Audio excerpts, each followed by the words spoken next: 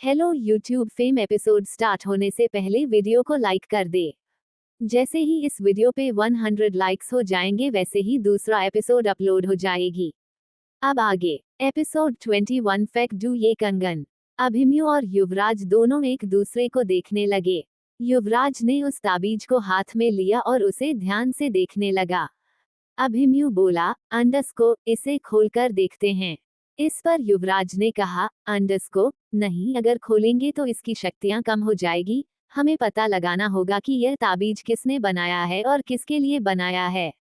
अब आगे अभिमन्यु और युवराज उस ताबीज को लेकर अपने कमरे में आ गए। दोनों ही सोच रहे थे कि ताबीज की गुत्थी कैसे सुलझाई जाए। बात करते करते दोनों एक ही कमरे में सो गए। अगली सुबह सम्राट ड्राइव कर रहा था। सुबह के 6 बजे बज रहे थे। सम्राट बिना किसी को बताए हुए ही हवेली से निकल आया। वो जानता था अगर वो किसी को बताकर आएगा तो उसे दादा दादी आने नहीं देंगे, इसलिए वह हवेली से सुबह सुबह ही निकल आया। सम्राट ने अपने साथ युवराज को लाना भी ठीक नहीं समझा। उसे लगा युवराज तो बाद में खुद भी आ जाएगा। सम्राट ने करीब 10 किलोमीटर ड्राइव कर ली थी। अब हल्की हल्की रोशनी होने लगी थी। सम्राट का फोन वाइब्रेट हुआ। सम्राट ने कुछ सेकंड के लिए अपनी नजरें सामने से हटाई और अपने फोन की तरफ देखा जो उसके बराबर वाली सीट पर पड़ा हुआ था, और अचानक ही उसने सामने देखा और ब्रेक मार दी।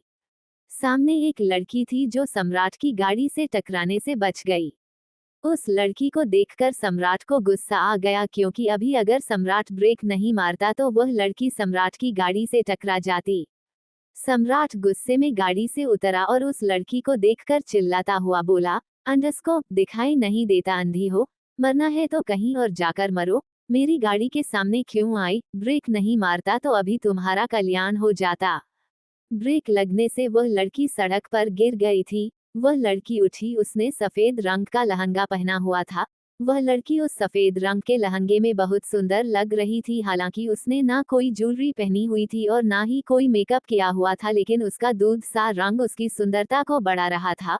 उस लड़की के बाल खुले हुए थे। उस लड़की ने अपने बालों में माथा पट्टी लगा रखा था। वह माथा पट्टी सोने का था और उस पर एक लाल रंग का मोती भी था। उस लड़की के बालों में वह माथा पट्टी बहुत सुंदर लग रहा था। वह माथा पट्टी उस लड़की की खूबसूरती को और बढ़ा रहा था। कुछ सेकंड के लिए सम्राट भी उसे देखता रहा और फिर से चिल्लाकर बोला, अंडस्को, सुनाई कम देता है? तुमसे कह रहा हूँ, मेरी गाड़ी के सामने क्यों आई? इतनी चौड़ी रोड है लेकिन तुम्हें मेरी गाड़ी के सामने ही आना था। उस लड़की ने मुस्कुराकर जवाब दिया, अंडस्को, ओ राणा साहब, इतना गुस्सा मत कीजिए, मरना तो एक दिन सबको है। इस पर सम्राट ने कहा, अंडस्को, तो तुम मुझे जानती हो? लड़की बोली, अंडस्को, हाँ जानती हूँ, आपको कौन नहीं जानता? रणधीर सिंह राणा के पोते हो ना आप? तुम मुझे कब से और कैसे जानती हो? सम्राट ने पूछा। वह लड़की बोली, अंडस्को, आपको तो मैं बरसों से जानती हूँ। जब से आप खुद को नहीं जानते तब से जानती हूँ। ये तो पूछिए ही मत कि मैं आपको कब से जानती हूँ। सम्राट बोला, अंडस्को, अच्छा ठीक है, अब आगे से हटो, मुझे जाना है। इस पर वो लड़की बोली, अंडस्को, कहाँ जाओगे राणा साहब? आपके सारे रास्ते घूमकर हवेली ही जाते हैं। सम्राट खुद में ही बड़बड़ाया, ये लड़की पागल है क्या? लगता है गिरने से इसका दिमाग हिल गया, इसीलिए ऐसी बातें कर रही है। फिर उसने गुस्से में कहा, अंडस्को, ए लड़की, कहा ना, मेरे सामने से हटो, मुझे जाना है। वो लड़की बोली, अंडस्को, राणा साहब, पूरी बात तो सुनो। आगे पुलिया टूटी हुई है, आपकी मोटर गाड़ी आगे नहीं जा पाएगी। सम्राट उसे हैरानी से देखने लगा। उस लड़की ने सम्राट के भाव को समझकर कहा, अंडस्को, अरे मैं सच कह रही हूँ, आगे पुलिया टूटी हुई है। कल तूफान नहीं आया था, भूल गए? सम्राट को याद आया कि जब कल सृष्टि उसे खाना खिला रही थी तो बहुत जोर जोर से हवाएं चल रही थी। सम्राट अपने ही ख्यालों में था कि उस लड़की की आवाज फिर आए, अंडस्को, और राणा साहब, मैं सच कह रही हूँ, आगे पुलिया टूटी हुई है, अब आप इस गांव से नहीं जा सकते। सम्राट ने कहा, अंडस्को, मैं तुम्हारी बातों पर यकीन क्यों करूं? मैं जाकर खुद देख लूंगा कि पुलिया टूटी है या नहीं। सम्राट गाड़ी में बैठने लगा तो वो लड़की बोली, अंडस्को, आपकी मर्जी राणा साहब, मैं तो आपको सच ही बता रही हूँ। सम्राट ने उसकी बातों को इग्नोर किया और अपनी गाड़ी में बैठ गया। सम्राट ने गाड़ी का गियर ही चेंज किया था कि सामने से एक बहुत बूढ़ा आदमी एक पोटली लेकर सम्राट की तरफ आ रहा था। वो बूढ़ा आदमी जैसे ही सम्राट की गाड़ी तक पहुंचा, सम्राट ने अपनी गाड़ी के शीशे नीचे करके कहा, अंडस्को, बाबा आप वापस क्यों आ रहे हैं? इस पर वो बूढ़ा आदमी बोला, अंडस्को, बेटा आगे पुलिया टूटी हुई है ना, इसीलिए सोचा था शहर जाकर कुछ सामान बेचाऊंगा, लेकिन लगता है अब जा नहीं पाऊंगा। इतना कहकर वो बूढ़ा आदमी अपनी पोटली लेकर चला गया। वो लड़की हंसते हुए बोली, अंडस्को, मैंने तो पहले ही कहा था राणा साहब मत जाइए, लेकिन आपको ही मेरी बातों पर यकीन नहीं। सम्राट को गुस्सा आ रहा था, एक तो पहले ही दादा दादी उसे जाने नहीं दे रहे थे और आज वह जब जाना चाहता था तो ये पुलिया टूट गई, इसलिए उसने अपनी गाड़ी में गियर चेंज किया और गाड़ी घुमा ली। दूसरी तरफ सृष्टि जब सोकर उठी तो उसने कमरे में सम्राट को नहीं देखा। सृष्टि को लगा शायद सम्राट फ्रेश होकर बाहर चला गया होगा। सृष्टि भी फ्रेश हो गई और उसने येलो कलर की एक साड़ी पहनी और फिर वो भी कमरे से बाहर आ गई। जब वह नीचे हॉल में आई तो उसने दादाजी को चिल्लाते हुए सुना, रत्नावती, सम्राट कहाँ गया? रत्नावती दादाजी की आवाज सुनकर बाहर आई। उन्होंने रणधीर जी की तरफ देखकर कहा, अंडस्को, मुझे नहीं पता सम्राट के दादाजी की सम्राट कहाँ है, शायद अपने कमरे में होगा। इस पर जो सृष्टि सीढ़ियों से होती हुई नीचे आ रही थी उसने दादाजी की तरफ देखकर कहा, अंडस्को, कमरे में तो वो नहीं है। दादाजी ने विनोद को आवाज लगाते हुए कहा, अंडस्को, विनोद विनोद। विनोद इस वक्त गार्डन में था, वो भागता हुआ अंदर आया। विनोद को देखकर दादाजी ने कहा, अंडस्को, विनोद, सम्राट कहाँ है? इस पर विनोद ने कहा, अंडस्को, मलिक, वो तो सुबह सुबह ही अपनी गाड़ी लेकर चले गए। दादाजी को गुस्सा आ गया, उन्होंने विनोद को सुलगती हुई आंखों से देखते हुए कहा, अंडस्को, विनोद, तुम जानते हो ना सम्राट का यहाँ रहना कितना जरूरी है, तुमने उसे रोका नहीं। इस पर विनोद ने हाथ जोड़कर कहा, अंडस्को, बड़े मालिक, हमने कहा था कि रुक जाओ लेकिन वो माने नहीं। शोर सुनकर अभिमन्यु और युवराज भी बाहर आ गए। युवराज ने दादाजी को देखकर कहा, अंडस्को, दादाजी क्या हुआ? इस पर दादाजी ने कहा, अंडस्को, सम्राट चला गया। युवराज हैरान होकर बोला, अंडस्को, मेरे बिना ही चला गया? सम्राट चला गया? ये सुनकर सृष्टि भी उदास हो गई। दादाजी को टेंशन होने लगी और वो गुस्से में इधर उधर चक्कर लगाने लगे और फिर उन्होंने रत्नावती को देखकर कहा, अंडस्को, मैंने पहले ही कहा था उसे हवेली में ही रखते हैं, बाहर नहीं भेजते, लेकिन तुम ही नहीं मानी। तुमने ही कहा कि सम्राट डॉक्टर बनना चाहता है और तुम्हारी बातों में आकर मैंने उसे शहर भेज दिया। पता नहीं ये लड़का कब समझेगा, समझता क्यों नहीं है? दादाजी अपने ही गुस्से में बोले जा रहे थे और तभी बाहर से आवाज आई, अंडस्को कहीं नहीं गया दादाजी। सबने आंख उठाकर देखा था, सम्राट खड़ा था। सम्राट को देखकर दादी ने राहत की सांस ली, जबकि दादाजी खड़े होकर गुस्से में बोले, अंडस्को, अब तुम इतने बड़े हो गए हो कि मुझसे पूछे बिना चले जाओगे।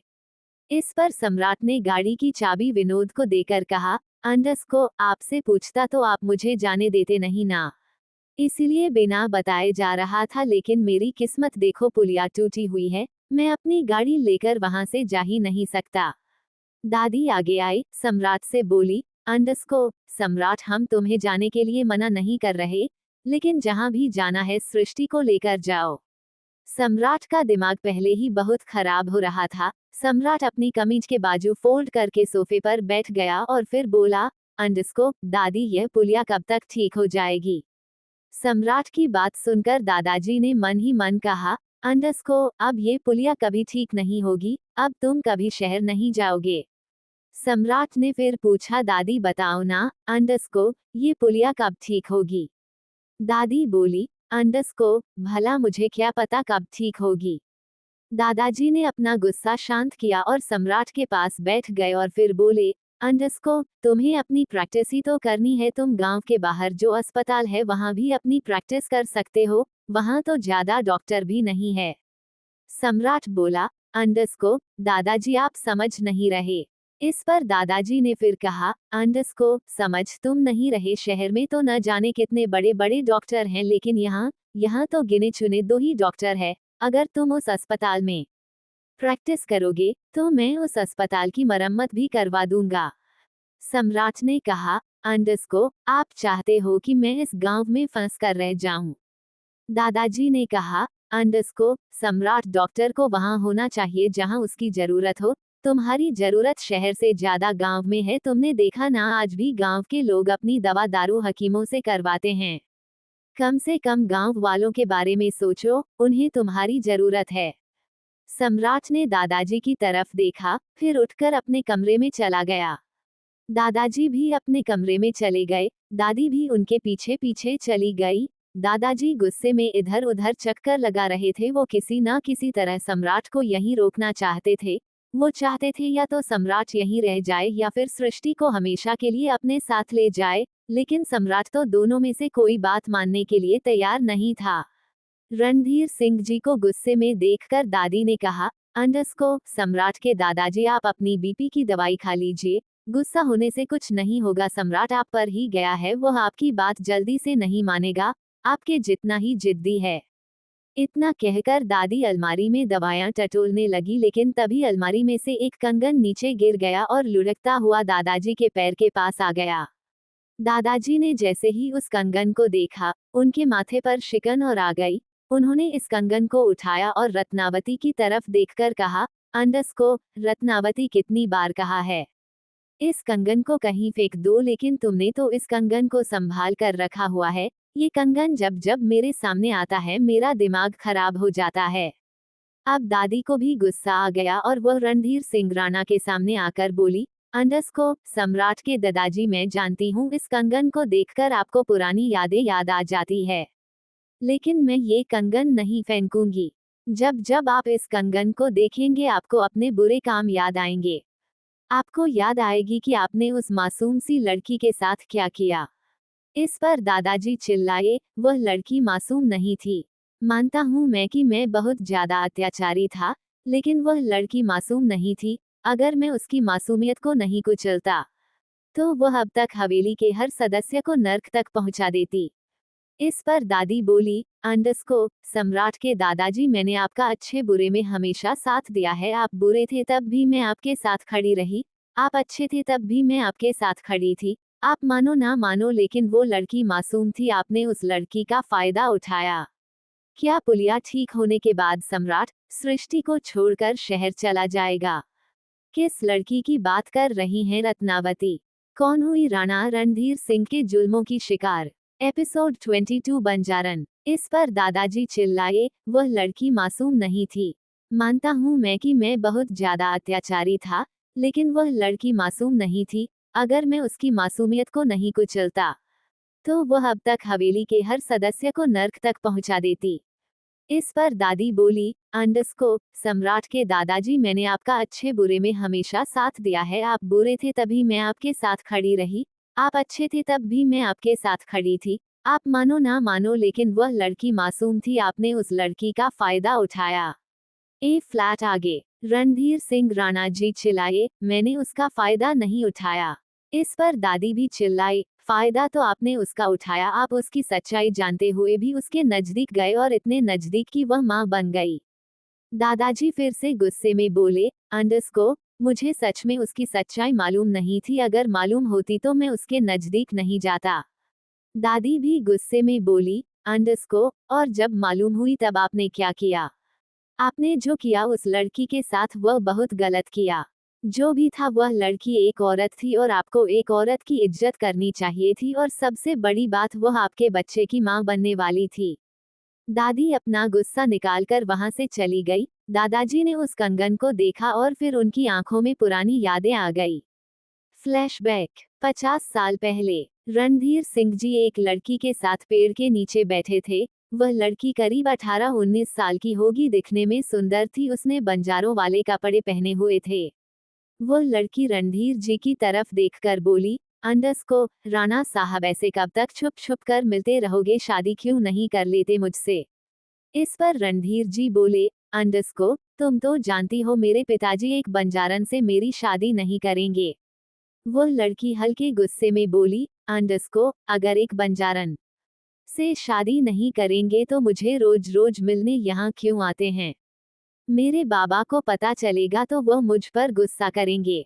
उस लड़की की हल्की नाराजगी देखकर रणधीर ने अपनी जेब से एक कंगन निकला जो सोने का था।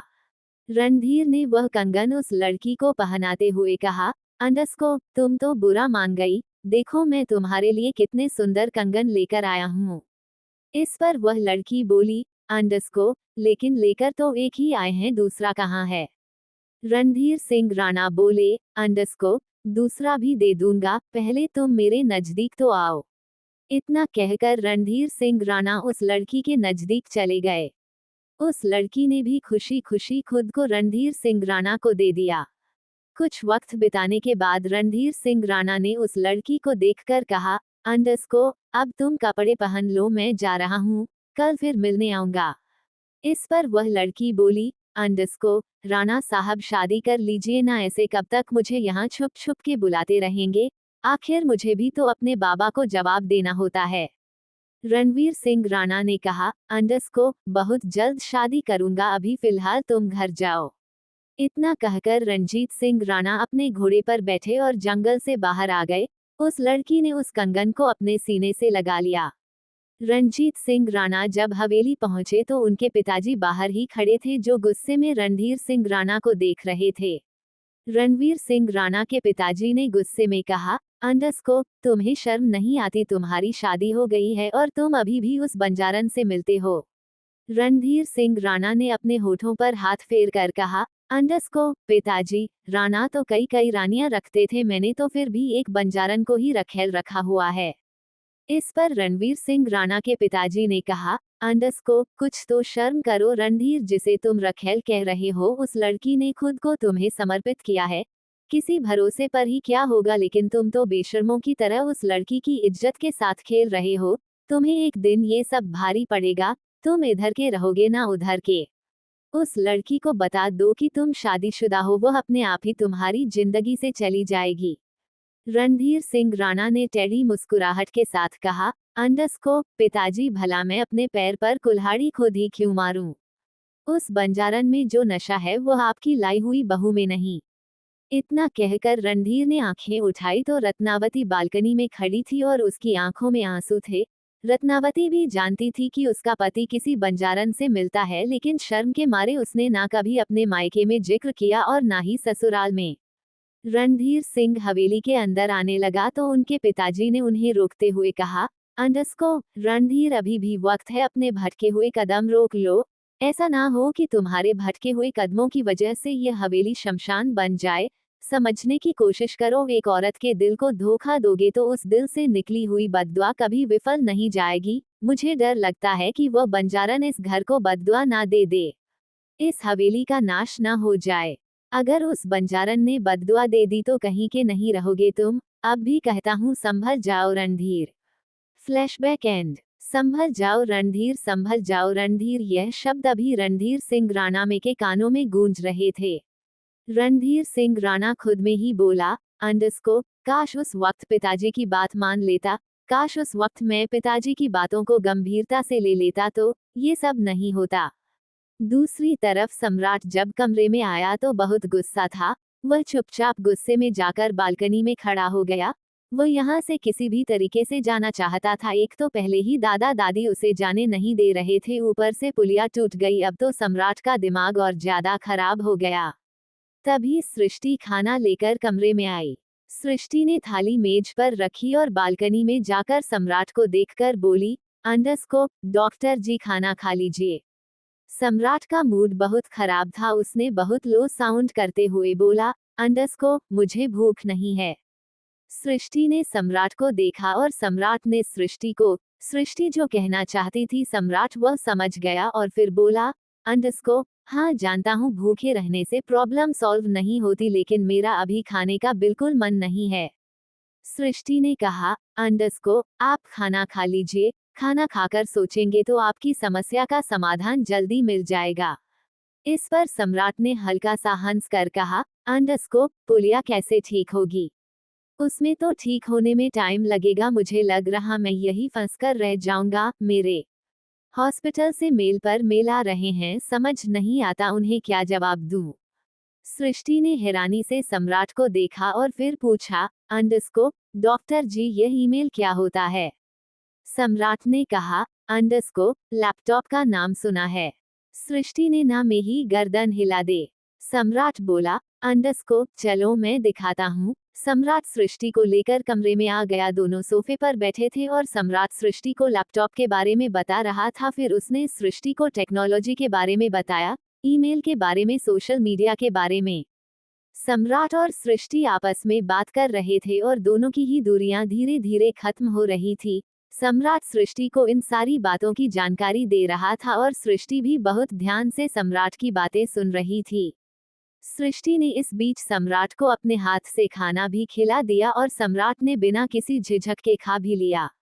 दूसरी तरफ अभिमन्यु और युवराज उस ताबीज के बारे में जानना चाहते थे, लेकिन उन्हें समझ नहीं आ रहा था कि वह कहां से शुरुआत करें। कैसे पता करें कि यह ताबीज कहां से आया और यह सक्षम के कमरे में कैसे पहुंचा।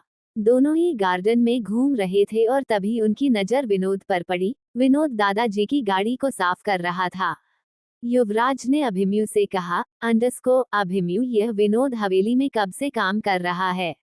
अभिमन्यु ने कहा, अंडरस्को पता नहीं, लेकिन बचपन से तो मैं इसे देखता आया हूँ। युवराज ने कहा, अंडरस्को चलो इसी से पूछताछ करते हैं। युवराज विनोद के पास आकर बोला, अंडरस्को और विनोद तुम यहाँ कब से काम कर रहे हो? सर 20 साल तो हो गए, विनोद बोला। युवराज कुछ पूछता है उससे पहले ही अभिमन्यु ने युवराज का हाथ पकड़ लिया और बातों को घुमाते हुए कहा, अंडरस्को विनोद यहाँ एक और नौकर था ना जो काम करता था, मुझे याद नहीं है उसका नाम, लेकिन वह बहुत अच्छा था। इस पर विनोद ने झट से कहा, अंडरस्को हाँ हाँ मलिक उनका नाम भोला था। अभिमन्यु ने विनोद की बात की हाँ में हाँ मिलाते हुए कहा, अंडरस्को हाँ हाँ भोला नाम था उनका, अब वह कहाँ है? अब यहाँ काम नहीं करते। इस पर विनोद ने कहा, अंडरस्को नहीं मालिक अब वो यहाँ काम नहीं करते, वो तो बहुत बूढ़े हो गए हैं, यही पास के गांव में ही रहते हैं, अब उनके बस की काम करना नहीं है, इसीलिए तो बड़े मालिक ने मुझे नौकरी पर रख लिया। अभिमन्यु बोला, अंडरस्को अच्छा ठीक है तुम अपना काम करो।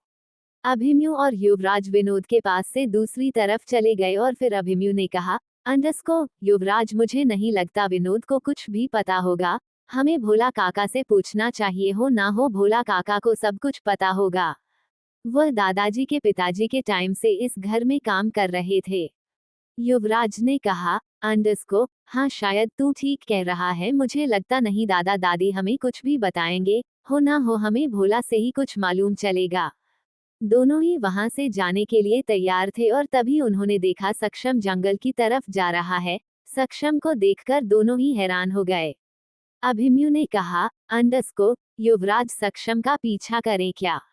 इस पर युवराज ने कहा, अंडरस्को यार ये तो रोज जंगल में जाता है, इसका पीछे किसी और दिन कर देंगे, पहले भोला काका से मिल लेते हैं। वैसे भी विनोद कह रहा था भोला काका बहुत बूढ़े हैं, ऐसा ना हो उनका टिकट कट जाए, चल पहले उनसे मिलते हैं। अभिमन्यु और युवराज दोनों ने ही इस बात पर हामी भरी और गांव की तरफ अपनी बाइक लेकर चले गए। दोनों ही गांव में पहुंच गए। दोनों ही भोला काका के घर को ढूंढने लगे, लेकिन उन्हें भोला काका का घर मिल ही नहीं रहा था। गांव ज्यादा बड़ा नहीं था, फिर भी उन्हें कोई भोला काका के बारे में बताने को तैयार नहीं था। युवराज ने एक 40 साल की औरत से पूछा, अंडरस्को क्या आप हमें बताएंगी भोला काका जो हवेली में काम करते थे उनका घर कहाँ है? उस औरत ने युवराज को ऊपर से नीचे देखा और फिर अपनी साड़ी का पल्लू अपनी चेहरे पर रख कर चली गई। युवराज ने कंधे उचकाकर अभिमन्यु को देखा और बोला, अंडरस्को यार ऐसा मैंने क्या पूछ लिया जो ये इतना मटक कर चली गई? अभिमन्यु ने हल्का सा हंस कर कहा, अंडरस्को लगता है तेरी शक्ल पसंद नहीं आई, रुक मैं पूछता हूँ। अभिमन्यु ने भी एक 50 साल की औरत से पूछा, अंडरस्को क्या आप हमें बताएंगी भोला काका जो हवेली में काम करते थे उनका घर कहाँ है? उस औरत ने भी अभिमन्यु को ऊपर से नीचे तक देखा और फिर वो भी अपनी साड़ी का पल्लू अपने सिर पर रखती हुई चली गई। अभिमन्यु ने चोर नजर से युवराज को देखा और युवराज को हंसी आ गई। युवराज बोला, अंडरस्को लगता है हमें फीमेल नहीं बताएगी, हमें कोई मेल ही बताएगा, हमें किसी मेल से पूछना चाहिए। दोनों एक पेड़ के नीचे पहुंचे जहां एक बूढ़ा आदमी बैठा था। उस बूढ़े आदमी को देखकर युवराज ने कहा, अंडरस्को बाबा क्या आप हमें बताएंगे भोला काका का घर कहाँ है? जो हवेली में काम करते थे। इस पर वह बूढ़ा आदमी बोला, अंडस को क्या करोगे भोला काका से मिलकर? युवराज ने कहा, अंडस को अगर पता है तो बता दीजिए ना, हमें बहुत जरूरी काम है। कौन थी राणा साहब की जिंदगी में आई ये बंजारन और क्या हुआ उसका अंजाम? क्या भोला काका खोलेंगे राणा साहब की पिछली जिंदगी का राज? एपिसोड 23 आ जाओ सृष्टि। दोनों एक पेड़ के नीचे पहुंचे जहां एक बूढ़ा आदमी बैठा था। उस बूढ़े आदमी को देखकर युवराज ने कहा, अंडस को बाबा क्या आप हमें बताएंगे भोला काका का घर कहाँ है? जो हवेली में काम करते थे। इस पर वह बूढ़ा आदमी बोला, अंडस को क्या करोगे भोला काका से मिलकर? युवराज ने कहा, अंडस को अगर पता है तो बता दीजिए ना, हमें बहुत जरूरी काम है। अब आगे। वो बूढ़ा आदमी फिर बोला, अंडस को अरे बता तो दो भोला काका से क्या काम है? क्या पता मैं तुम्हारी मदद ही कर दूं। इस पर अभिमन्यु ने कहा, अंडस को अरे बाबा आप हमें भोला काका का पता बता दीजिए, हम उनसे ही पूछ लेंगे, आप हमारी कोई मदद नहीं कर पाएंगे। इस पर वह बूढ़ा आदमी हल्का सा मुस्कुरा कर बोला, अंडस को अरे भोला काका तो चला गया। युवराज ने पूछा, अंडस को कहाँ चला गया? इस पर वह बूढ़ा आदमी बोला, अंडस को जहाँ सब जाते हैं वहीं चला गया। अभिमन्यु बोला, अंडस को बाबा अगर आपको भोला काका का घर पता है तो बता दीजिए, हम बहुत देर से परेशान हैं। इस पर वह बूढ़ा आदमी बोला, अंडस को दाएं हाथ पर सीधे चले जाना, चौथा घर भोला काका का ही है।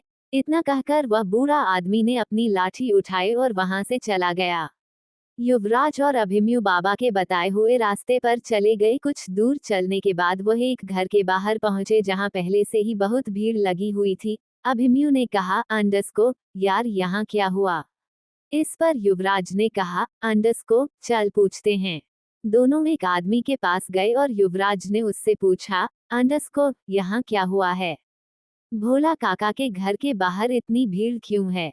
इस पर वह आदमी बोला, अंडस को अरे आज सुबह सुबह ही भोला काका की मृत्यु हो गई। ये सुनकर युवराज और अभिमन्यु के माथे पर सिकन आ गई। वो कितनी उम्मीद के साथ यहाँ आए थे लेकिन सब बर्बाद हो गया। दोनों वहां से निराश होकर जाने लगे। तभी भोला काका की अर्थी को 4 लोग कंधा देकर ले जाने लगे। अभिमन्यु युवराज भी कुछ देर तक उन लोगों के पीछे पीछे चले। तभी अभिमन्यु ने कहा, अंडस को चल यार यहाँ से, जिससे जानना था वो चला गया।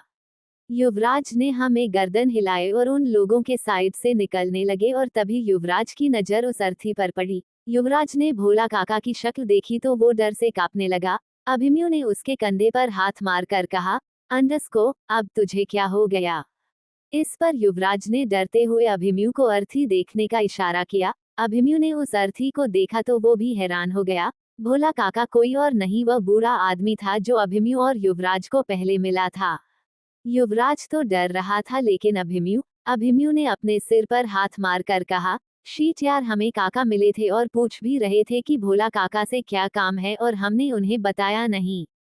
युवराज तो हैरानी से अभिमन्यु को देख रहा था। उसे यकीन नहीं था कि अभिमन्यु किसी आत्मा से मिलेगा और ऐसे रिएक्ट करेगा, जबकि युवराज की तो डर के मारे हालत खराब थी। युवराज तो पहले ही डरता था, फिर भी वो हिम्मत करके सक्षम का पता लगाना चाहता था। और आज तो भोला काका की आत्मा से मिलकर युवराज को कुछ ज्यादा ही डर लग गया था। अभिमन्यु ने युवराज का हाथ पकड़ा और वहां से लेकर आया। दोनों बाइक के पास आ गए। युवराज की हालत अब भी खराब थी। तभी युवराज थोड़ा सा पलट गया। अभिमन्यु ने उसके कंधे पर हाथ रखा तो युवराज की एक चीख निकल गई। अभिमन्यु ने उसे संभालते हुए कहा, अंडस को अबे मैं हूं, इतना क्या डर रहा है? अब नहीं है, वो आत्मा चली गई। युवराज ने खुद को संभाला और फिर अभिमन्यु को देखकर कहा, अंडस को यार मुझे किसी सक्षम का पता नहीं लगाना और ना ही किसी भोला काका से मिलना है भाई। मैं तो सम्राट के साथ यहाँ से निकल जाऊंगा। तुझे तो एक्सपीरियंस है आत्माओं से बात करने का और उनसे मिलने का, मुझे नहीं है। मैं तो सम्राट के साथ यहाँ से निकलने वाला हूँ। सम्राट सही कहता है, यहाँ नहीं रुकना चाहिए। अभिमन्यु बोला, अंडस को अबे तू इतने मैं डर गया। अभी तो बहुत लंबी जंग जितनी है, ये सोच जब सक्षम का असली रूप हमारे सामने आएगा तब क्या होगा।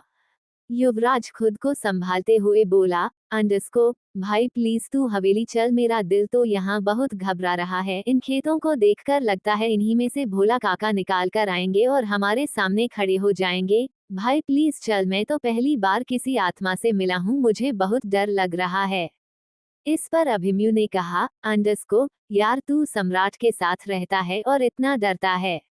युवराज ने कहा, अंडस्को, दोस्ती अपनी जगह है, डर अपनी जगह। अभिमन्यु जल्दी से बाइक स्टार्ट कर हवेली चलते हैं।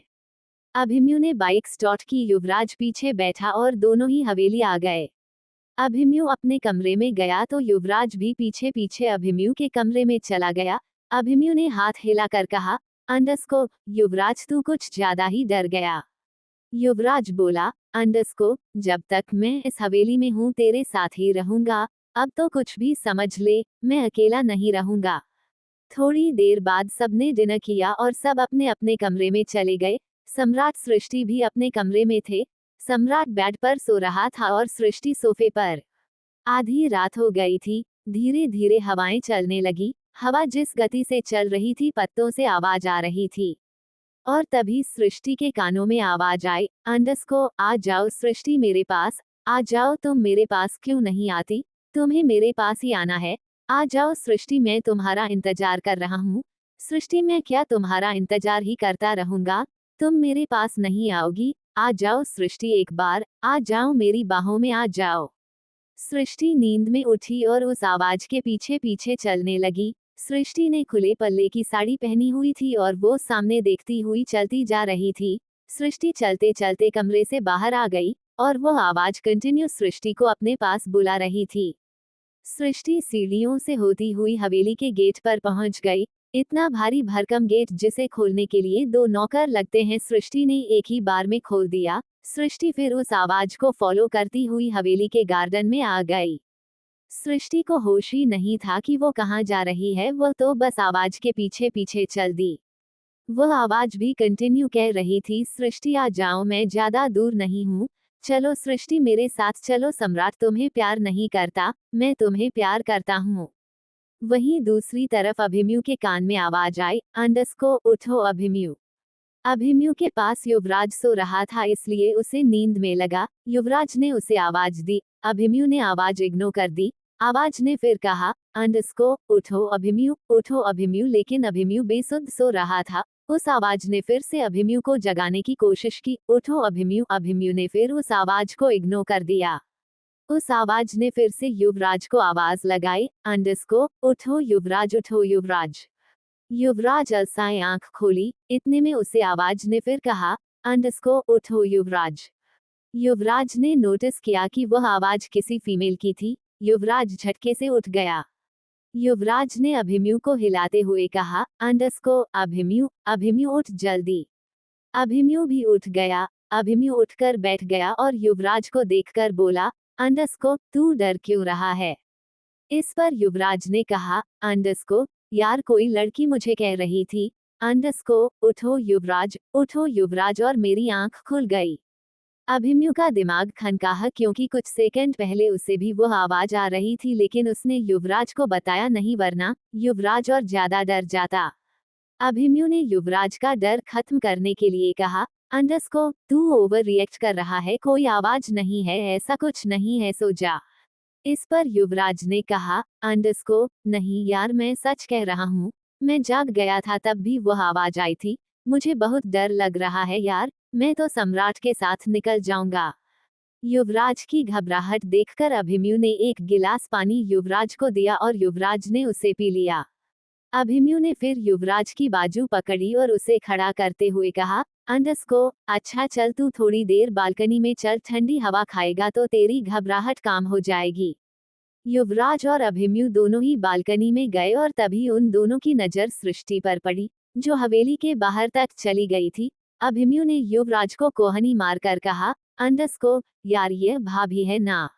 इस पर युवराज भी हैरान होकर बोला, अंडस्को, अरे फिर से नींद में चलने लगी।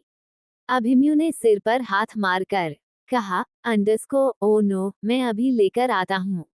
अभिमन्यु सो की स्पीड से भागता हुआ गया। तब तक सृष्टि बहुत आगे तक जा चुकी थी।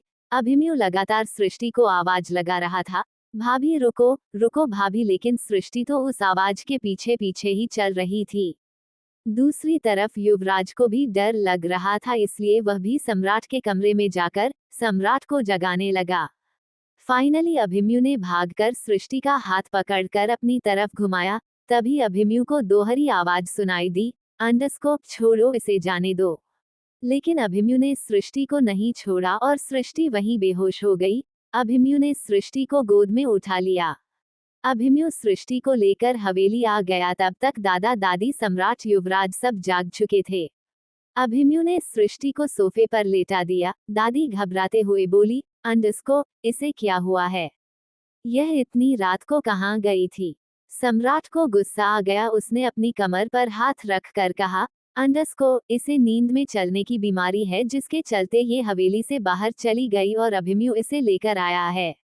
अभिमन्यु सबको बताना चाहता था कि जब वह सृष्टि को लेकर आ रहा था तो उसे किसी दोहरी आवाज ने सृष्टि छोड़ने को कहा था, लेकिन वह जानता था कि इस वक्त यह बात करना सही नहीं है, इसलिए वह चुप ही रहा। अभिमन्यु जल्दी से किचन में गया और वहां से पानी का गिलास लेकर आया।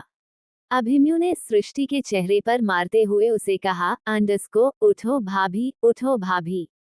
2-4 छींटे मारने के बाद सृष्टि जग गई। सृष्टि ने खुद को इस हाल में देखा तो हैरान हो गई। उसके सामने दादा दादी सम्राट और युवराज खड़े थे। सृष्टि जल्दी से उठ गई। उसे कुछ समझ नहीं आ रहा था कि उसके साथ क्या हुआ। सम्राट को गुस्सा आ गया और वह दादा दादी पर चिल्लाते हुए बोला, अंडरस्कोप, आपने मेरी जिंदगी खराब कर दी और आप चाहते हो कि मैं इस लड़की के साथ जिंदगी भर रहूं। ये लड़की बीमार है, इसे नींद में चलने की बीमारी है। जब मैं पहली बार मिला था तब भी यह सुसाइड करने जा रही थी और आज भी यह नींद में चलकर हवेली से बाहर चली गई। अगर इसके साथ कुछ अनहोनी हो जाती तो आपका नाम बदनाम होता दादाजी। रणधीर जी ने कुछ नहीं कहा, वह चुपचाप खड़े रहे। सम्राट ने गुस्से में आगे कहा, अंडरस्कोप, आपको इसके अलावा मेरे लिए कोई लड़की नहीं मिली, पढ़ी लिखी नहीं है, गांव से बाहर नहीं गई, नींद में चलने की बीमारी है। इसमें ऐसी क्या खास बात है जो मैं इससे शादी करके इसके साथ अपनी लाइफ स्पेंड करूं? आज अगर अभिमन्यु नहीं होता तो ये या तो मर चुकी होती या किसी जानवर के हाथ लग गई होती। सृष्टि तो चुपचाप आंखों में आंसू लिए सम्राट की बात सुन रही थी। सम्राट को सच में इस बात का बहुत गुस्सा था कि उसके दादा दादी ने एक ऐसी लड़की से उसकी शादी कर दी। सम्राट और ज्यादा गुस्सा करता है उससे पहले ही अभिमन्यु ने सम्राट को समझाते हुए कहा, अंडरस्कोप, बस कर सम्राट, देख तो वह पहले ही कितनी डरी हुई है। क्या सम्राट ने कर लिया है सृष्टि को छोड़ने का फैसला? एपिसोड 24 भूतिया कुआं। 24 सृष्टि तो चुपचाप आंखों में आंसू लिए सम्राट की बात सुन रही थी। सम्राट को सच में इस बात का बहुत गुस्सा था कि उसके दादा दादी ने एक ऐसी लड़की से उसकी शादी कर दी। सम्राट और ज्यादा गुस्सा करता है उससे पहले ही अभिमन्यु ने सम्राट को समझाते हुए कहा, अंडरस्कोप, बस कर सम्राट, देख तो वह पहले ही कितनी डरी हुई है।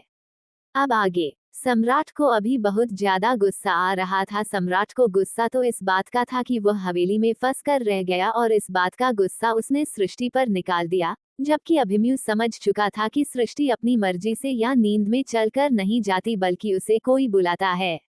सम्राट इससे ज्यादा गुस्सा करता उससे पहले ही अभिमन्यु उसे खींचता हुआ उसके कमरे में ले गया और वहां ले जाकर बोला, अंडरस्कोप, सम्राट, दिमाग खराब है तुम्हारा, कुछ भी बोले जा रहे हो। सम्राट भी गुस्से में बोला, अंडरस्कोप, अभिमन्यु, मैंने मना किया था दादा दादी से कि मुझे इस लड़की से शादी नहीं करनी, लेकिन उन्होंने तो जिद पकड़ी हुई थी कि वह इसी लड़की से मेरी शादी करेंगे। अब देखा ना तूने कैसी लड़की है वह। सम्राट की बात सुनकर अभिमन्यु को भी गुस्सा आ गया और उसने भी गुस्से में कहा, अंडरस्कोप, कैसी लड़की है? क्या वह जानबूझकर चल कर गई थी? तू तो डॉक्टर है ना, कम से कम तुझे तो ऐसी बातें नहीं करनी चाहिए। तू तो ये समझता है ना कि वह नींद में चलती है। समझता हूँ मतलब, अभिमन्यु, तू जानता है जब मैं इससे पहले बार मिला था तो कुएं में छलांग लगाने जा रही थी। मैं नहीं होता तो उसी दिन मर जाती। सम्राट चिल्लाया। कुएं की बात सुनकर अभिमन्यु का दिमाग खनका। अभिमन्यु ने पूछा, अंडरस्कोप, कौन सा कुआं? कहाँ मिली थी तुझे भाभी? सम्राट बोला, अंडरस्कोप, अरे वो हवेली से पहले 3 किलोमीटर एक अजीब से रास्ते में कुआं पड़ता है, वहीं मिली थी। अभिमन्यु ने कुछ सोचकर कहा, अंडस्को, अच्छा अब तू सो जा, परेशान मत हो, भाभी की बीमारी ऐसी नहीं है जो ठीक नहीं हो सकती, वो ठीक हो जाएगी। सम्राट बोला, अंडस्को, अभिमन्यु में एक बात सच सच बता देता हूँ, मैं सृष्टि के साथ अपनी जिंदगी नहीं बता सकता। अभिमन्यु बोला, अंडस्को, इस बारे में बाद में बात करेंगे, अभी तू सो जा, तेरा दिमाग गर्म है, ठंडा हो जाएगा। तू बाद में अपने और सृष्टि के रिश्ते के बारे में सोचना, सृष्टि अच्छी लड़की है। अब सम्राट ने भी अभिमन्यु से बहस करना ठीक नहीं समझा और वह भी जाकर बेड पर लेट गया। अभिमन्यु को रह रहकर वह आवाज सुनाई दे रही थी जिस आवाज ने अभिमन्यु के कान में कहा था कि छोड़ दे इसे। अभिमन्यु बहुत देर तक सम्राट के कमरे में ही चक्कर लगाता रहा। अभिमन्यु ने मन ही मन कहा, अंडस्को, अगर यह बात युवराज को बताऊंगा तो युवराज और ज्यादा डर जाएगा, वैसे ही जब से वह भोला काका की आत्मा से मिला है तब से ही उसकी पेंट गीली है। ये सोचकर अभिमन्यु अपने कमरे से बाहर चला गया। वहीं दूसरी तरफ दादा दादी सृष्टि को देखकर बोले, अंडस्को, वह गुस्से में है बेटा, इसीलिए उसने ऐसा बोल दिया, तुम उसकी बात को दिल पर मत लेना, जाओ तुम भी आराम कर लो। सृष्टि भी चुपचाप वहां से चली गई और सम्राट के कमरे में आ गई। तब तक सम्राट सो चुका था लेकिन अब सृष्टि की आंखों में नींद नहीं थी। अगली सुबह सब नाश्ता कर रहे थे लेकिन सम्राट नाश्ता करने नीचे नहीं आया। सृष्टि को सम्राट के लिए बुरा लग रहा था, वह कहीं ना कहीं सम्राट की हालत समझ रही थी। वही अभिमन्यु ने नाश्ता करते हुए युवराज के कान में बोला, अंडस्को, तूने कहा था ना कि तू और सम्राट सृष्टि भाभी को किसी कुएं के पास मिले थे। युवराज ने कहा, अंडस्को, हाँ मिले थे, लेकिन तू क्यों पूछ रहा है? अभिमन्यु ने कहा, अंडस्को, युवराज, आज हम उसे कुएं के पास चलेंगे, क्या पता हमें वहां कोई सुराग मिल जाए। युवराज ने नामे गर्दन हिलाते हुए कहा, अंडस्को, सुन भाई, मेरा कल का डर खत्म नहीं हुआ और अब मैं तेरे साथ जाकर एक और डर घर लेकर नहीं आऊंगा। मैं नहीं जाने वाला, मुझे माफ कर दे। अभिमन्यु नाश्ता करते हुए बोला, अंडस्को, अबे तू किस बात का साइकेट्रिस्ट है जो तू इतनी सी बात पर डर गया? मैं हूं ना, तेरे साथ कुछ नहीं होगा, हम दोनों उस कुएं के पास जाएंगे। थोड़ी देर बाद सबने नाश्ता कर लिया। दादा दादी ने भी आज सम्राट को नाश्ता करने के लिए नहीं कहा, लेकिन सृष्टि को सम्राट का भूखा रहना अच्छा नहीं लग रहा था। सृष्टि ने फिर से एक प्लेट लगाई और सम्राट के कमरे में चली गई। सम्राट इस वक्त बालकनी में खड़ा था और गुस्से से आग बुबुला हो रहा था। सम्राट बस यहाँ से जाना चाहता था लेकिन उसके जाने के सारे रास्ते धीरे धीरे बंद हो रहे थे। सृष्टि सम्राट के पास आई और धीरे से बोली, अंडस्को, डॉक्टर जी खाना खा लीजिए, आपने नाश्ता नहीं किया। सम्राट ने गुस्से में कहा, अंडस्को, सृष्टि यहाँ से चली जाओ वरना मेरा गुस्सा तुम पर उतर जाएगा। इस पर सृष्टि बोली, अंडस्को, आप अपना गुस्सा मुझ पर उतार लीजिए लेकिन खाना तो खा लीजिए, खाने से किस बात का गुस्सा? सम्राट गुस्से में पलटा और उसने सृष्टि को देखा और सृष्टि को देखकर उसका गुस्सा थोड़ा शांत हो गया। सृष्टि की खूबसूरती सम्राट को अट्रैक्ट करती थी, सम्राट ये बात समझता भी था। सम्राट ने सृष्टि के हाथ में खाने की प्लेट देखी। सृष्टि ने वह प्लेट टेबल पर रखते हुए कहा, अंडस्को, खाना खा लीजिए डॉक्टर जी, मैं आज विनोद से कहकर पता करवा दूंगी कि पुलिया ठीक हो गई क्या, फिर आप चले जाना। सृष्टि अपनी बात बोलकर वहां से चली गई। सम्राट कमरे में आया और बैठकर नाश्ता करने लगा। वहीं दूसरी तरफ अभिमन्यु खींचकर युवराज को हवेली के बाहर ले आया और बोला, अंडस्को, तू पागल तो नहीं हो गया? जब तू अकेला था तब तो कह रहा था कि सक्षम का पता लगा लूंगा, और अब जब मैं तेरे साथ सक्षम का पता लगवा रहा हूँ तो तू पीछे हट रहा है, तू इतना डरता क्यों है?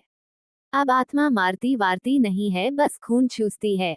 ये सुनकर तो युवराज की हालत और खराब हो गई। उसने अभिमन्यु का हाथ झटकते हुए कहा, अंडस्को, अबे तू मुझे इतना क्यों डराता है? अभिमन्यु ने हंसते हुए कहा, अंडस्को, अब तू चल मेरे साथ और अपने डर पर थोड़ा कंट्रोल कर, हम सक्षम के बारे में पता लगा लेंगे। अभिमन्यु ने अपनी बाइक स्टार्ट की और युवराज को जबरदस्ती अपने पीछे बैठाया और फिर वो दोनों उस रास्ते पर आ गए जहां वह कुआं था। युवराज ने अभिमन्यु की बाइक रुकवाते हुए कहा, अंडस्को, अभिमन्यु बाइक यहीं रोक, वो कुआं यही आसपास ही था।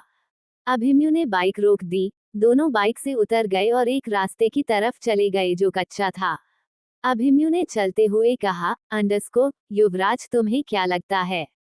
सृष्टि भाभी नींद में चलती है। युवराज ने कहा, मुझे नहीं लगता वह नींद में चलती है, मुझे लगता है वह किसी के कंट्रोल में है, मतलब उन्हें कोई कंट्रोल कर रहा है और अपने पास बुलाता है और वो बिना सोचे समझे उनके पास चली जाती है। अभिमन्यु को युवराज का जवाब सुनकर हैरानी हुई। अभिमन्यु ने फिर कहा, तुम्हें ये सब कैसे पता? इस पर युवराज ने कहा, देख मैं आत्मा से तो पहले कभी मिला नहीं हूँ, लेकिन तेरी बदौलत वो भी मिल लिया। लेकिन मैं आत्माओं पर यकीन जरूर करता हूँ। ऐसा होता है कि हमें कोई नेगेटिव एनर्जी कंट्रोल कर लेती है और हम उस नेगेटिव एनर्जी के पीछे पीछे चले जाते हैं। सृष्टि भाभी के साथ भी ऐसा ही कुछ होता है। अभिमन्यु बोला, लेकिन युवराज ऐसा भी तो हो सकता है उनके अंदर मल्टीपल पर्सनैलिटी हो। युवराज ने कहा, हो ही नहीं सकता, उनके अंदर मल्टीपल पर्सनैलिटी नहीं है। मल्टीपल पर्सनैलिटी होती तो वो अलग बिहेव करती, लेकिन वो हमेशा एक जैसा ही बिहेव करती है, हो ना हो उन्हें कोई नेगेटिव एनर्जी अपनी तरफ खींचती है। अभिमन्यु और युवराज दोनों ही एक जगह आ गए। युवराज ने कहा, यार इतना याद तो नहीं है क्योंकि उस वक्त बहुत रात हो रही थी, लेकिन वह कुआं यही आसपास ही था। अभिमन्यु ने आसपास नजर दौड़ाई तो वहां कोई कुआं नहीं था। अभिमन्यु ने कहा, सच कह रहा है तू, कुआं आसपास ही था, ऐसा तो नहीं वो कोई और जगह हो? युवराज ने अपने कंधे उचकाते हुए कहा, मैंने कहा ना मुझे याद नहीं है, लेकिन शायद यही वह जगह थी, मैं श्योर नहीं हूँ, बस शायद से कह रहा हूँ। अभिमन्यु और युवराज दोनों बहुत चल दिए थे। अभिमन्यु ने कहा, यार थोड़ा और आगे चलकर देखते हैं, शायद कुआं मिल जाए। इस पर युवराज ने कहा, कुआं मिल जाएगा तो क्या उसमें कूदकर मरेगा? तू उस कुएं के पास जाना क्यों चाहता है? अभिमन्यु ने कहा, क्योंकि तू जिस नेगेटिव एनर्जी की बात कर रहा है वह नेगेटिव एनर्जी उस कुएं में रहती है। उसी कुएं में से सृष्टि भाभी को आवाज आती है और वही नेगेटिव एनर्जी सृष्टि भाभी को कुएं तक लेकर आती है। कल भी अगर मैं वहां नहीं होता तो सृष्टि भाभी यहाँ तक पहुंच जाती। इस पर युवराज ने कहा, देख अगर कोई नेगेटिव एनर्जी सृष्टि भाभी को अपनी तरफ खींचती है तो कोई पॉजिटिव एनर्जी उन्हें बचाती भी है, क्योंकि कल रात हम दोनों को ही आवाज आई थी। अभिमन्यु ने हाँ में गर्दन हिलाते हुए कहा, हाँ तू बिल्कुल ठीक कह रहा है, मैंने तुझे बताया नहीं, लेकिन मुझे भी किसी ने जागने की कोशिश की थी। मैं जगा नहीं तो उसने तुझे जगा दिया और फिर मैंने सृष्टि भाभी को यहाँ तक आने से बचा लिया। इस पर युवराज ने चिल्लाते हुए कहा, तू कहना चाहता है कि हमें अभी पॉजिटिव एनर्जी का भी पता लगाना पड़ेगा? अभिमन्यु ने थोड़ा सा हंसकर कहा, भाई नेगेटिव और पॉजिटिव एनर्जी कुछ नहीं होता, आत्माएं होती हैं, तो हमें उस आत्मा का भी पता लगाना पड़ेगा जिसने हमें कल रात जगाया था। क्योंकि जहां तक मेरा दिमाग चलता है वह आत्मा हमारी हवेली में ही रहती है और जो आत्मा भाभी को बुलाती है वह इस जंगल में रहती है। युवराज थोड़ा डरते हुए बोला, भाई प्लीज नेगेटिव एनर्जी और पॉजिटिव एनर्जी बोल, तू यह आत्मा बोलता है तो मुझे और ज्यादा डर लगता है। थोड़ा दूर चलने के बाद उन्हें कुआं दिखाई दिया। अभिमन्यु ने कहा, देखा कुआं आ गया। अभिमन्यु एक कदम चल ही था कि युवराज ने उसका हाथ पकड़कर कहा, देख मुझे डर लग रहा है यार, प्लीज तू चल, हम क्या करेंगे इस कुएं के पास जाकर, जो भी पता लगाना है हवेली में रहकर लगाते हैं। अभिमन्यु ने कहा, इतनी दूर आ गए हैं, अब कुएं के पास तो जाएंगे ही ना, देखते हैं आखिर कौन सी वह नेगेटिव एनर्जी है जो सृष्टि भाभी को खींचती है, यहाँ हमें कुछ तो पता चलेगा। ऐसे तो सम्राट और सृष्टि भाभी के बीच में दूरियां बढ़ जाएगी। हमें ये सब खत्म करना चाहिए और हमें ये सब खत्म करना पड़ेगा। दादा दादी हमारी मदद नहीं करेंगे और मैं नहीं चाहता कि सम्राट और सृष्टि भाभी के बीच में कोई प्रॉब्लम क्रिएट हो। सृष्टि भाभी की प्रॉब्लम का सॉल्यूशन इस कुएं के पास ही है, अब चल तू भी, और नहीं जाना तो तू यहाँ खड़ा रह, मैं देख कर आता हूँ। युवराज ने अपने सिर पर हाथ मारकर कहा, क्या मुसीबत है? फिर वो भी अभिमन्यु के पीछे पीछे उस कुएं तक आ गया। दोनों उस कुएं के पास खड़े थे। वो कुआं देखने में बहुत पुराना था, ज्यादा ऊंचा भी नहीं था। अभिमन्यु ने उस कुएं को देखकर युवराज से कहा, युवराज ये कुआं इस जंगल में कैसे? मतलब क्या लोग जंगल में आकर पानी भरते थे? कुआं तो गांव के आसपास होना चाहिए। युवराज अपना डर कंट्रोल करता हुआ बोला, अंडरस्को भाई ये भूतिया कुआं है, अब चल यहाँ से। अभिमन्यु बहुत ध्यान से उस कुएं को देख रहा था, पर तभी कुएं की दूसरी तरफ से सक्षम खड़ा हुआ। सक्षम के गले में एक मरा हुआ भेड़िया था जिसका आधा मांस सक्षम ने खाया हुआ था, और सक्षम के चेहरे पर ब्लड लगा हुआ था, जिसे देखकर युवराज और अभिमन्यु दोनों ही डर गए। लेकिन अभिमन्यु ने अपना डर कंट्रोल कर लिया, जबकि युवराज की चीख निकलते हुए रह गई। क्या आज पता लगा लेंगे अभिमन्यु और युवराज सक्षम के राज का? एपिसोड 25 सक्षम के मुंह पर लगा किसका खून?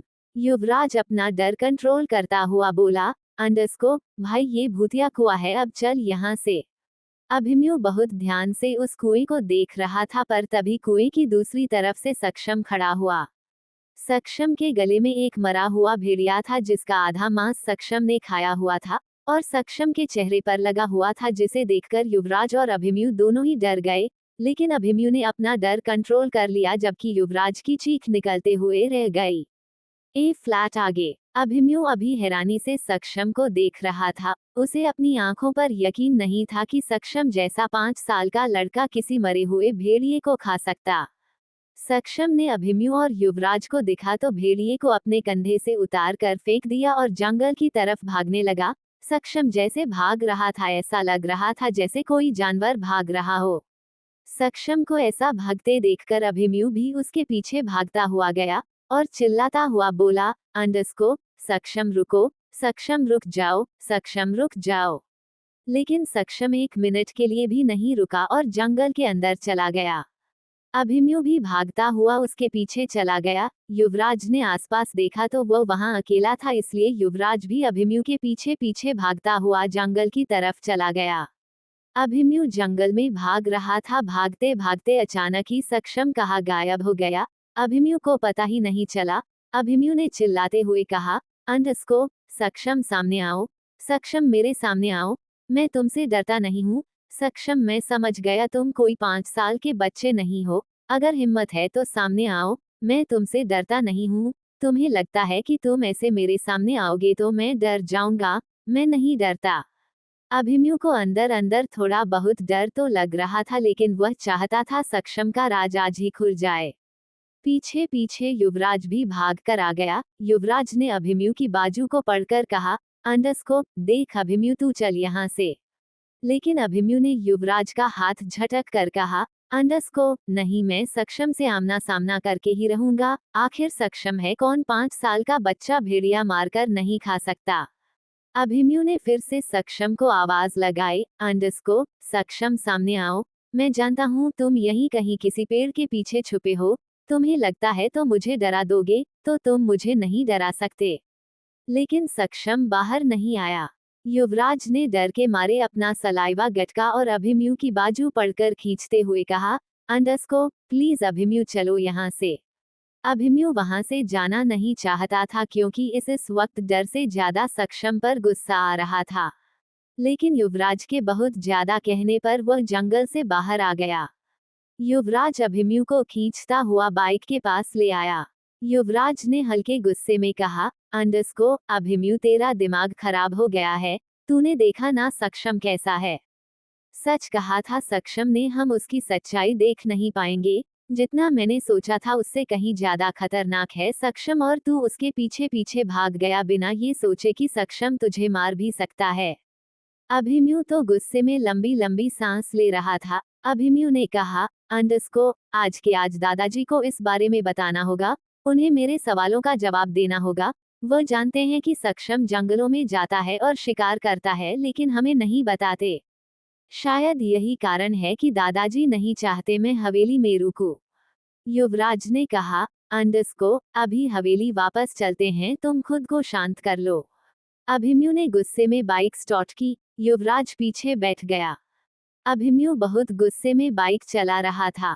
अभिमन्यु को बार बार सक्षम का चेहरा याद आ रहा था। सक्षम के चेहरे पर लगा हुआ भेड़िए का खून, सक्षम के गले में लिपटा हुआ मरा हुआ भेड़िया, सक्षम का जानवर की तरह जंगल में भाग जाना अभिमन्यु को एक एक करके याद आ रहा था। अभिमन्यु हवेली पहुंच चुका था। उसने अपनी बाइक गार्डन में रोकी और उतरकर गुस्से में हवेली के अंदर चला गया। अभिमन्यु हवेली के हाल में आया और चिल्लाकर बोला, अंडरस्को दादाजी दादाजी बाहर आइए, मुझे आज आपसे साफ साफ बात करनी है। बाहर आइए, साफ साफ बताइए कि मैं यहाँ क्यों नहीं रह सकता। अभिमन्यु अपने में ही चिल्ला रहा था, लेकिन कोई बाहर नहीं आया।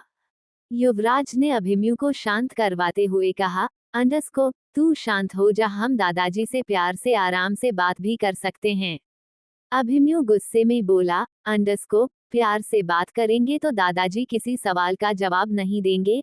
आज तक मुझे सवाल का जवाब नहीं दिया कि मैं यहाँ क्यों नहीं रह सकता। मैं 10 साल का था तब से ही इन्होंने मुझे हॉस्टल भेज दिया था और तब से लेकर अब तक मैं कभी कभी घर आता हूँ, और अब जब 3 महीने के लिए आया हूँ तो भी मुझे भेजने के लिए तैयार है। अभिमन्यु ने फिर युवराज की तरफ नामे गर्दन हिलाकर गुस्से में कहा, अंडस्को, आज तो दादाजी को मेरे सारे सवालों का जवाब देना होगा। उन्हें मेरे हर बात का जवाब देना होगा। वो बात बतानी होगी जो सक्षम से जुड़ी हुई है। उन्हें बताना होगा सक्षम का जन्म कैसे हुआ। उन्हें बताना होगा चाचा चाची की डेथ कैसे हुई। अभिमन्यु ने फिर से आवाज लगाई, अंडस्को, दादाजी, दादाजी। इस बार विनोद अभिमन्यु के पास आकर बोला, अंडस्को, छोटे मालिक, बड़े मालिक घर पर नहीं है, वो तो मालकिन के साथ महापुरोहित जी के आश्रम गए हैं। विनोद की बात सुनकर अभिमन्यु ने पिल में एक पंच दे मारा और फिर पूछा, अंडस्को, सम्राट कहाँ है। इस पर विनोद ने कहा, अंडस्को, वो अपने कमरे में है। और भाभी कहाँ है, अभिमन्यु ने फिर पूछा। विनोद ने कहा, अंडस्को, वह तो दादा दादी के साथ आश्रम गई है। अभिमन्यु ने पूछा, अंडस्को, और सक्षम कहाँ है। इस पर विनोद चुप हो गया। अभिमन्यु ने फिर पूछा, अंडस्को, कुछ पूछ रहा हूँ, सक्षम कहाँ है। उसे कहीं आते जाते देखते हो या नहीं। विनोद ने गर्दन झुकाते हुए कहा, अंडस्को, छोटे मालिक बड़े मालिक ने सक्षम पर नजर रखने के लिए मना किया है। उन्होंने कहा है सक्षम जहां जाना चाहता है जा सकता है, उसे कोई रोकेगा नहीं। अभिमन्यु गुस्से में अपने कमरे में चला गया। युवराज भी पीछे पीछे चला गया। अभिमन्यु बहुत देर तक गुस्से में कमरे में टहलता रहा। युवराज अभिमन्यु को टहलता हुआ देख रहा था। फाइनली आधे घंटे बाद युवराज ने कहा, अंडस्को, अभिमन्यु, गुस्सा करने से क्या होगा। तुम इतना गुस्सा क्यों कर रहे हो। अभिमन्यु ने कहा, अंडस्को, मैं और तुम जो देख कर आए हैं, क्या उस पर हमें गुस्सा नहीं आना चाहिए। तुम भी जानते हो और मैं भी जान गया कि दादाजी हमसे बहुत कुछ छुपा रहे हैं जो हमें बताना नहीं चाहते। युवराज ने कहा, अंडस्को, और वो हमें बताएंगे भी नहीं। मैं पूछकर देख चुका हूँ। उन्होंने कहा, अंडस्को, कि युवराज तुम हमारी कोई मदद नहीं कर पाओगे, इसलिए हमारी परेशानियों से दूर रहो। यही जवाब वह तुम्हें देंगे। तुम चाहे जितना भी सिर पटक लो, वह तुम्हें सच नहीं बताएंगे, और यही बात मैं तुम्हें पहले दिन से कहता आया हूँ, वह हमें सच नहीं बताएंगे। वह शायद मजबूर है सच बताने के लिए, इसीलिए वह किसी को सच नहीं बता सकते। फिर भी तुम अगर अपनी तसल्ली के लिए दादा से पूछना चाहते हो तो पूछ लेना। अभिमन्यु अपने आप को शांत कर रहा था, लेकिन फिर भी उसे बहुत गुस्सा आ रहा था। और तभी बाहर दादा दादी की गाड़ी आकर रुकी। अभिमन्यु बाहर जाने लगा तो युवराज ने हाथ पकड़ कर कहा, अंडस्को, गुस्से से काम नहीं चलेगा। अभिमन्यु, तुम चाहे गुस्से से पूछो या प्यार से, मुझे नहीं लगता दादाजी हमें कुछ भी बताएंगे। हमें खुद ही पता लगाना पड़ेगा। अभिमन्यु ने हमें गर्दन हिलाई और खुद को शांत किया और फिर नीचे आ गया। तब तक दादा दादी और सृष्टि भी घर के अंदर आ गए थे। अभिमन्यु ने दादाजी की तरफ देखकर पूछा, अंडस्को, दादाजी, महापुरोहित जी का आश्रम कहाँ है। इस पर दादाजी ने कहा, अंडस्को, तुम क्यों पूछ रहे हो। अभिमन्यु ने कहा, अंडस्को, क्योंकि कल मैं भी महापुरोहित जी से मिलने जाऊंगा। तुम्हें महापुरोहित जी से क्यों मिलना है। दादाजी ने सवाल किया। अभिमन्यु ने कहा, अंडस्को, क्योंकि मैं उनसे कुछ पूछना चाहता हूँ। दादाजी ने कहा, अंडस्को, क्या पूछना चाहते हो। अभिमन्यु ने कहा, अंडस्को, जो पूछना चाहता हूँ उसका जवाब आप मुझे नहीं दे सकते तो आपको सवाल बताने से कोई फायदा नहीं है। अभिमन्यु के लहजे में अकड़ साफ नजर आ रही थी। दादाजी भी गुस्से में अभिमन्यु को देखने लगे तो दादी ने अभिमन्यु का बाजू पकड़ कर कहा, अंडस्को, अभिमन्यु, ये क्या तरीका है अपने दादाजी से बात करने का। अभिमन्यु ने कहा, अंडस्को, दादी, पहले आप मुझे ये बताइए सक्षम कहाँ है। इस पर दादी चुप हो गई। दादी ने कुछ नहीं कहा। अभिमन्यु ने दादी की चुप्पी देखकर फिर पूछा, अंडरस्को, बताए ना दादी, सक्षम कहाँ है?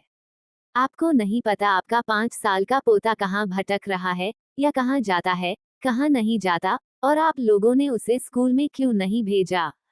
क्या उसे अनपढ़ रखने का इरादा है? क्या वह मेरे और सम्राट की तरफ पढ़ लिखकर कुछ बनेगा नहीं? अच्छा दादी, यह बताए, सक्षम के दोस्त क्यों नहीं है?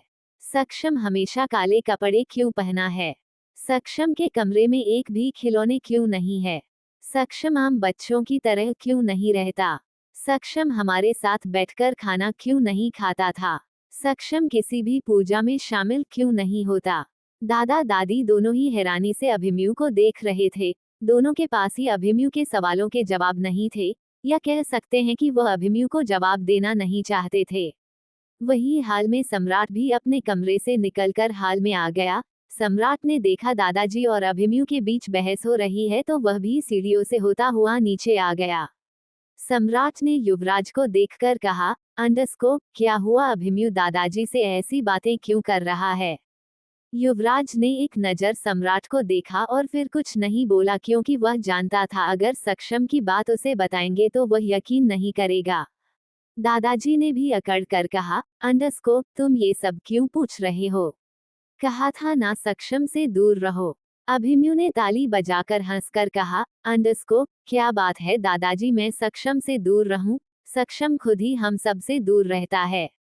अभिमन्यु ने फिर चिल्लाकर कहा, अंडरस्को, दादाजी, सच तो आपको हमें बताना ही होगा। मैं बिना सच सुने आपको यहाँ से जाने नहीं दूंगा। अभिमन्यु का गुस्सा देखकर सम्राट ने अभिमन्यु के पास आकर कहा, अंडरस्को, अभिमन्यु, ये कौन सा तरीका है दादाजी से बात करने का? अभिमन्यु ने सम्राट को गुस्से में देखकर कहा, अंडरस्को, आंखें तू बंद करके चलता है, मैं नहीं। आंख खोलकर देखा होता तो ये सवाल तू करता, लेकिन तू तो 2 दिन के लिए आता है, हवन में बैठता है और चला जाता है। तूने एक बार भी दादाजी से पूछा कि किस बात की पूजा होती है? तूने कभी दादाजी से पूछा कि हवन हमेशा गार्डन में ही क्यों होता है? तूने कभी दादाजी से पूछा कि इस हवन में तेरा ही बैठना जरूरी क्यों है? तूने कभी दादाजी से पूछा कि सक्षम हम सब के साथ क्यों नहीं रहता, अलग अलग क्यों रहता है? सम्राट तो पहले ही अभिमन्यु के गुस्से से हैरान था, अब तो अभिमन्यु की बात सुनकर उसके चेहरे पर भी हैरानी के भाव आ गए। अभिमन्यु ने फिर दादाजी की तरफ देखकर कहा, अंडरस्को, आप मुझे किसी सवाल का जवाब नहीं देंगे, लेकिन कुछ सवालों के जवाब मैं आपको देता हूँ। सक्षम हमारे साथ खाना इसलिए नहीं खाता क्योंकि वो शिकार करता है। वो जंगल में जाकर जानवरों को मारकर खाता है। मैंने इन्हीं आंखों से सक्षम को भेड़िए को खाते हुए देखा है। आप सक्षम को अपने घर कैसे रख सकते हैं? सक्षम है कौन, क्या आप नहीं जानते? क्या आज रणधीर सिंह राणा खोल देगा सक्षम का राज? क्या होगा अभिमन्यु का अगला कदम? सब जानने के बाद, जानने के लिए पढ़ते रहिए श्रापित प्यार।